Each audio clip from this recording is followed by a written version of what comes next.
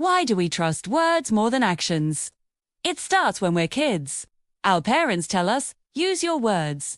Our teachers say, explain yourself. Society rewards good communication, often more than it rewards good character.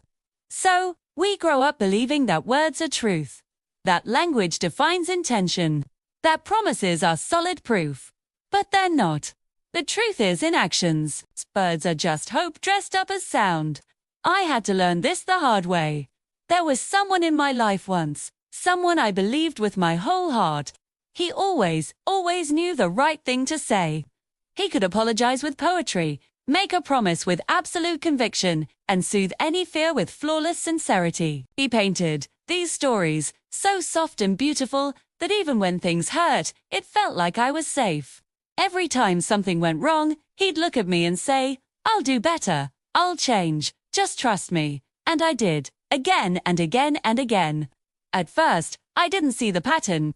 I didn't notice how his actions never, ever matched his words. He said he cared, but he was never there when I needed him. He said he listened, but he never actually heard what I was saying. He said he loved me, but his choices, his actions, never reflected that love. It was always about what was easiest for him, not what was best for us. One night, after yet another broken promise, I finally asked him, why should I believe you this time? He looked hurt, genuinely wounded, and said, because I'm telling you the truth. And for a split second, I wanted to believe him. Not because it made any sense, but because believing him was so much easier than admitting I was completely wrong about who he was. It was easier than facing the truth of my own bad judgment. Later, I learned about a psychological phenomenon called verbal bias. It turns out our brains are wired to respond more strongly to language, to the tone, the rhythm, the emotional cadence of words than to actual behavior. Words spark our imagination.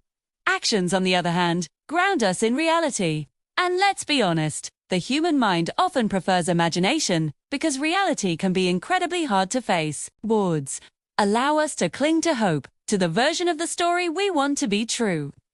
Actions force us to confront what's really happening, which might mean confronting loss. So when we love someone, we often choose to live in the world they describe with their words, instead of the world they create with their actions. We trust what we desperately want to be true, not what is demonstrably, factually true right in front of us. But here's the hard truth I wish I had learned so much sooner. Words without any action to back them up are a form of manipulation. Promises without any follow-through are just beautiful lies.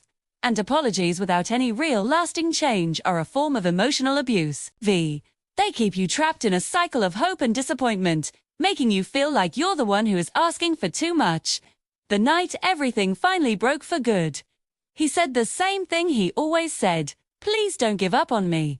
But this time was different. For the first time, I didn't cry. I didn't beg him to understand.